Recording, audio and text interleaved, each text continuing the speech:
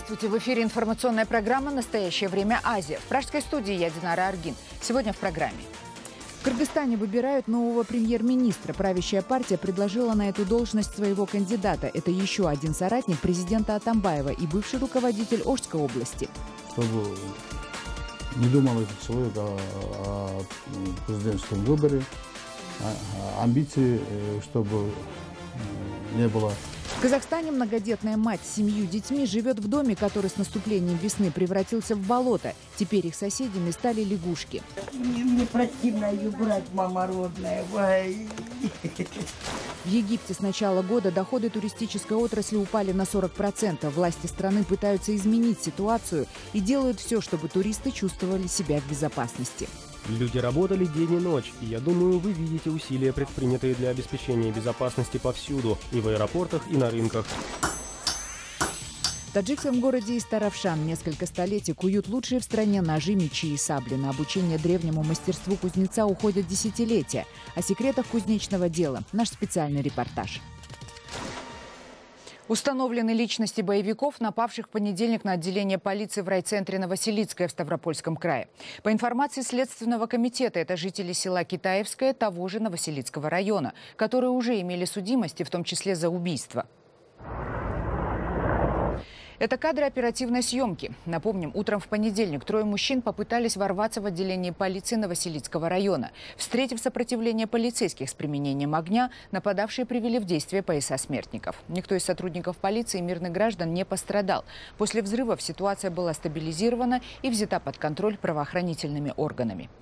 Следователи пока не говорят о возможном мотиве нападения. Как заявил пресс-секретарь президента России Дмитрий Песков, нужно понять, кто организовал этот теракт, чтобы связать его с терроризмом или бандитизмом. Афганские талибы объявили о начале так называемого весеннего наступления своих сил. 12 апреля боевики опубликовали электронное письмо, в котором заявили, что, цитирую, «вводят джихад против оккупантов США, что является их священным долгом в 15-летней войне».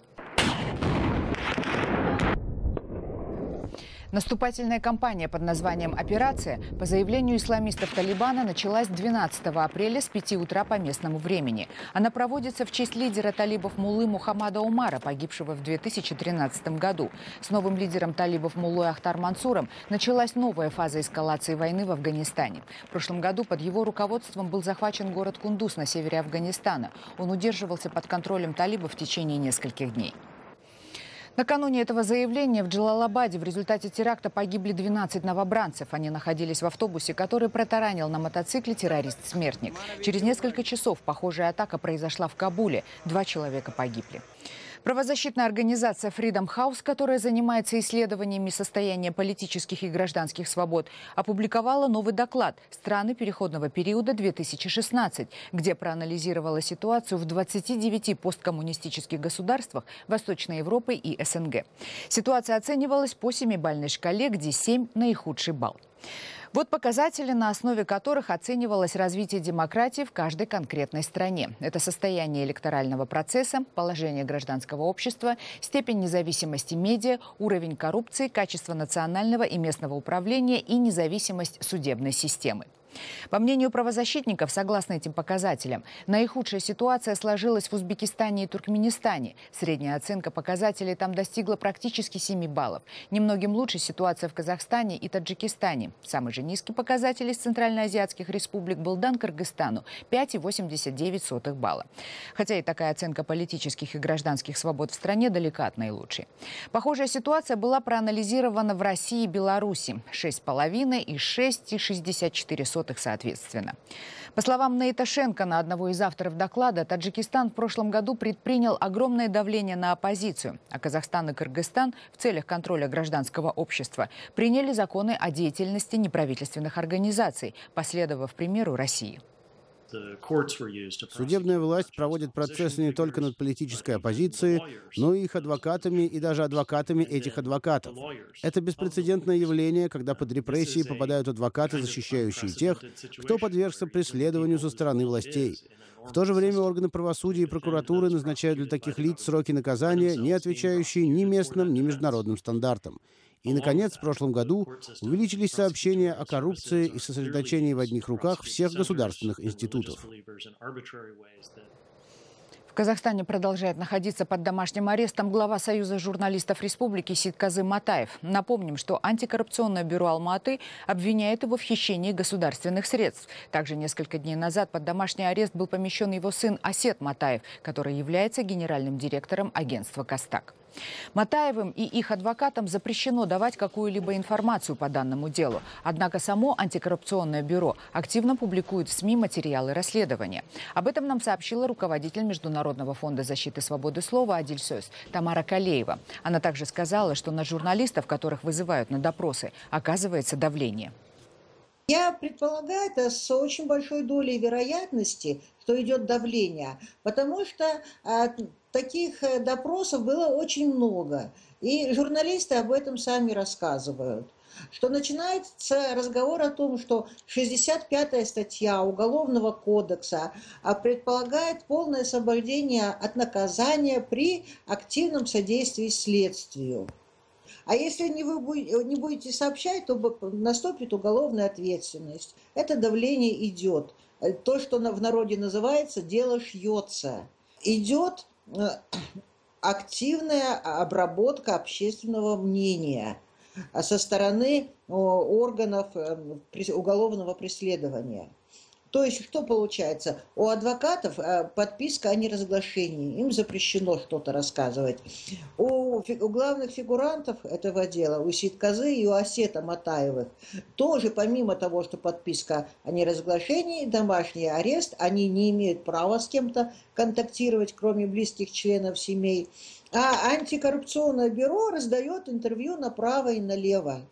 Мы предполагаем, что, конечно, это заказ, и это исходит из самого верха. Потому что одновременное предъявление обвинений в хищении, в уклонении от уплаты налогов и в сейсмоопасности здания в собственности национального пресс-клуба.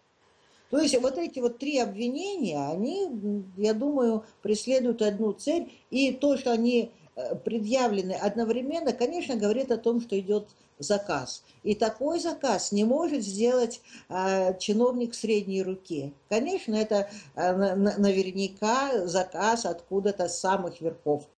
В Кыргызстане выбирают нового премьер-министра. Правящая коалиция парламента уже предложила свою кандидатуру. Это один из соратников президента республики Сооронбай Жээнбеков.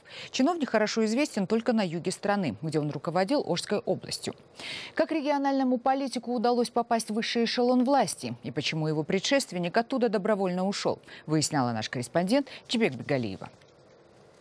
Консультации и переговоры в парламенте были скорее формальными. О том, кого выдвинет президентская фракция на пост главы Кабмина, было известно еще задолго до официального объявления. Вакантное место депутаты предложили одному из руководителей администрации президента Сооронбаю Жээнбекову. До этого чиновник был губернатором одной из областей Кыргызстана. Почему на премьерскую должность назначают политика регионального масштаба, депутаты догадываются. Завтра президентские выборы, чтобы не думал этот человек о президентском выборе, амбиции, чтобы не было. Как раз-таки отчасти из-за своего честолюбия пришлось уйти предыдущему премьер-министру Темиру Сариеву, говорит бывший депутат Равшан Жээнбеков. Как человек, который знает Сариева достаточно долго, я могу сказать, что Сариев достаточно амбициозный человек. Мне кажется, Атамбаеву не понравилась его определенная самостоятельность в создании каких-то коммуникаций с Кремлем. И он решил от него поскорее избавиться до 2017 года. Свои пророссийские взгляды Темир Сариев никогда не скрывал. В переговорах по вступлению республики в ЕАЭС в качестве министра чиновник участвовал с самого начала. На посту главы правительства евразийский курс Сариев продолжил. Однако на прошлой неделе его обвинили в лоббировании собственных интересов во время проведения крупного тендера. Президентской партии свою причастность к уходу премьер-министра отрицают. Это внезапная была отставка, вы же знаете. В принципе, никто специально не готовится, чтобы убрать Сариева и вместо этого Сариева выбирать кого-то. Замешан ли теперь уже бывший глава кыргызского правительства в коррупционной схеме, выяснит следствие. Это, кстати, не первый громкий скандал с его участием. После революции в 2010 году Темира Сариева обвинили в распиле $1 миллиона, принадлежавших семье беглого президента Курманбека Бакиева. Чебек Бегалиева, Азат Антымаков. Настоящее время. Бишкек, Кыргызстан. В столице Казахстана, в доме, где проживает многодетная семья, образовалось болото. 41-летняя жительница Астаны и ее 7 детей теперь каждое утро просыпаются под кваканье лягушек. Поменять жилье нет денег, которых, в общем-то, и так ни на что не хватало. Репортаж наших коллег из казахской службы радио «Азаттык». Будем плавать. С наступлением весны дом многодетной матери Лилии Кругловой превратился в болото. Здесь даже завелись лягушки.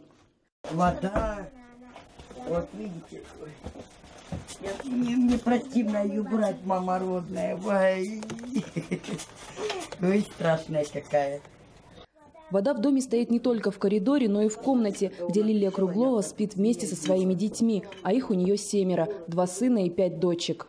Палас положила, чтобы не провалиться. Пол гнилой, чтобы не провалиться. Вот.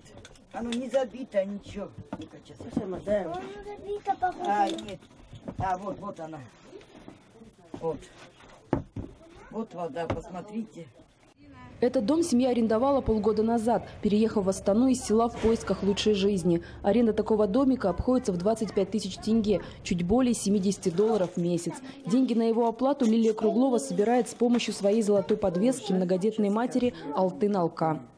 Вот я, допустим, получаю 14 золотым Алка. И то зайду, знакомые люди, я говорю, дайте, говорю, мне столько, мне не хватает, говорю, заплатить за квартиру. Есть такие добрые люди, они помогают, значит, деньгами за квартиру, но не постоянно. Снять другое жилье у семьи нет средств. Лилия Круглова не работает. По ее словам, болеет полиартритом. Раньше она подрабатывала уборщицей и вязала вещи на заказ. Сейчас семья живет подаяниями добрых людей. Здесь очень холодно, я не хочу здесь, я хочу свой дом, чтобы был. Не хочу, чтобы мама вот так уставала. 8-летняя Алла Круглова в этом году в школу не пошла, как и ее 2 старших брата, которым по 15 и 14 лет. По словам матери-одиночки, 4 ее детей не способны к обучению. В школу ходят только 2 средние дочери, остальные помогают по дому. Дрова кололи, печку топли, огребали. Сегодня на обед у семьи Кругловых хлеб и жареное мясо. Лилия Круглова говорит, что эту баранину едали добрые люди вместе с мешком картошки. Но холодильник в доме пуст. Чем завтра многодетная мать будет кормить своих 7 детей, она не знает. Светлана Глушкова, Иржан Амирханов, Азаттык ТВ. Далее в программе. В Египте с начала года доходы туристической отрасли упали на 40%. Власти страны пытаются изменить ситуацию и делают все, чтобы туристы чувствовали себя в безопасности. Люди работали день и ночь, и я думаю, вы видите усилия, предпринятые для обеспечения безопасности повсюду, и в аэропортах, и на рынках. В таджикском городе Истаравшан несколько столетий куют лучшие в стране ножи, мечи и сабли. На обучение древнему мастерству кузнеца уходят десятилетия. О секретах кузнечного дела наш специальный репортаж. Туристы отказываются отдыхать в Египте. С начала года доходы от туристической отрасли в этой стране упали на 40%. Египетские пляжи начали пустовать уже после свержения Хосни Мубарака и дальнейших политических потрясений. Ситуацию усугубило крушение российского самолета на Синае. Напомним, лайнер упал после взрыва бомбы, заложенной боевиками ИГИЛ. Тогда Россия приостановила полеты в Египет, а многие западные страны запретили своим авиакомпаниям летать над Синаем и в Шарм-эль-Шейх. Но сейчас новый министр туризма Египта Яхья Рашид заявляет, что в стране усилены все меры безопасности. Люди работали день и ночь, и я думаю, вы видите усилия, предпринятые для обеспечения безопасности повсюду, и в аэропортах, и на рынках. Если вы живете здесь, вы видите и понимаете, в Египте безопасно. В Латвии тоже борются за туристов. Для этого бывшую советскую военную базу, давно ставшую городом-призраком, превратили в туристический объект. В свое время она служила для предупреждения о ракетном нападении. Сейчас по заросшим тротуарам среди полуразрушенных домов проводят экскурсии. Во времена Советского Союза военная база Скрунда-1, расположенная в Латвии, была одним из самых секретных объектов.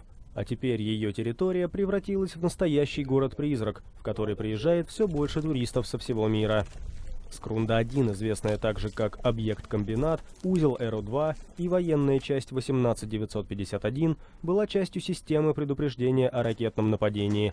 На ее территории площадью около 1000 гектаров проживали 5000 человек, военнослужащие и члены их семей. На базе, помимо нескольких радиолокационных станций, были построены казармы, 10 жилых многоэтажек, торговый центр, больница, гостиница, школа и детский сад. После вывода российских войск из Латвии в 1994 году станция пришла в запустение. Однако радары продолжали работать еще несколько лет.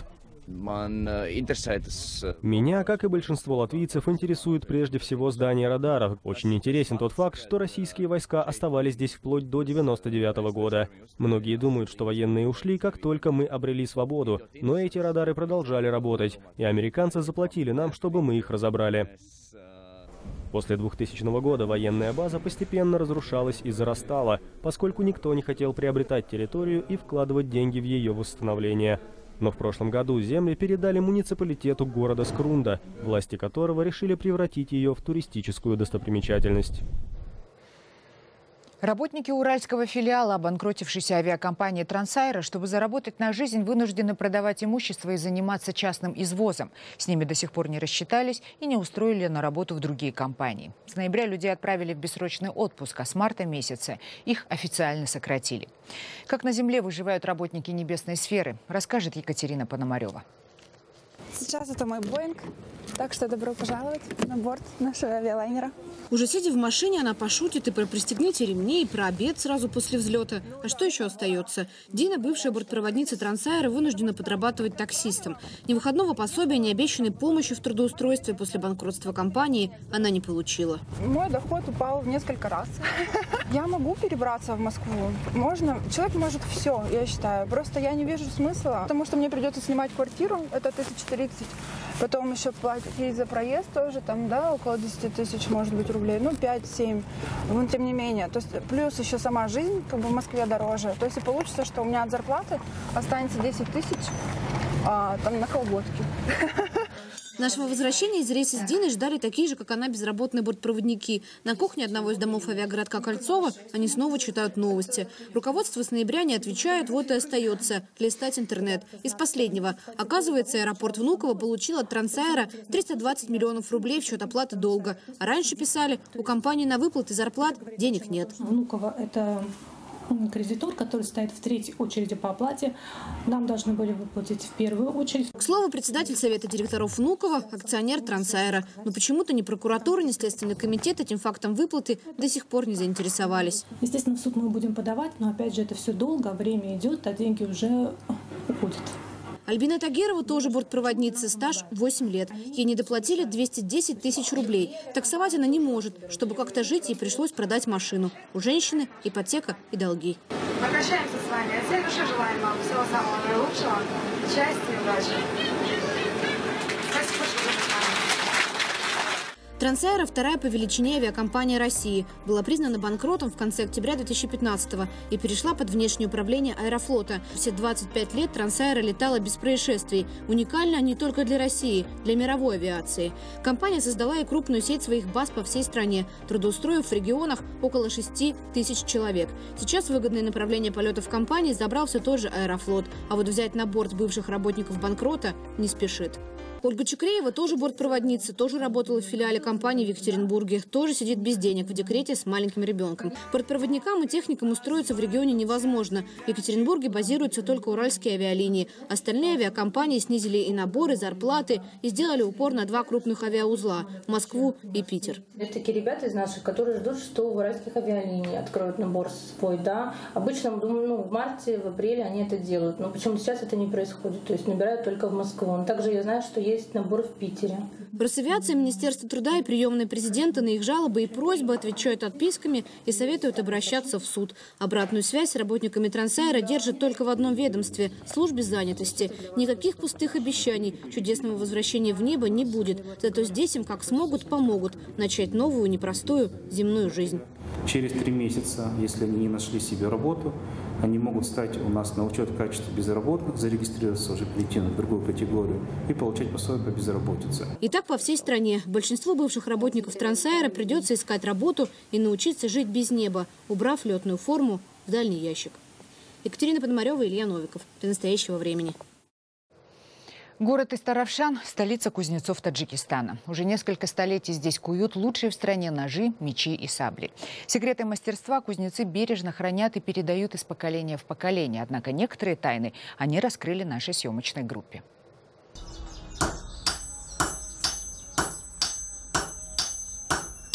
На центральном рынке города Истаравшан целый торговый ряд занят настоящими кузнецами. Лопаты, грабли, кирки и топоры на заказ. Все сельхозинструменты куются вручную.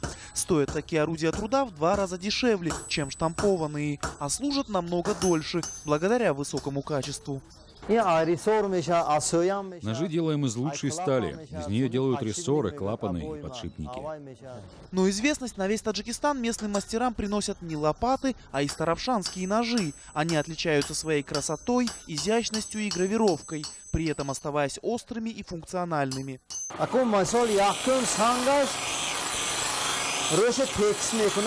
Точим нож еще горячим. Первый камень придает первичную заточку, второй уже придает остроту лезвию, а третий окончательно его затачивает. 4-й камень смазываем специальным составом, и это придает лезвию зеркальный блеск.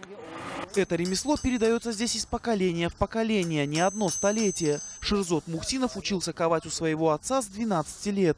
Сегодня ему около 25, но молодой человек до сих пор не овладел всеми секретами. Наивысшего уровня мастерства Шерзот достигнет, только если придумает что-то новое сам.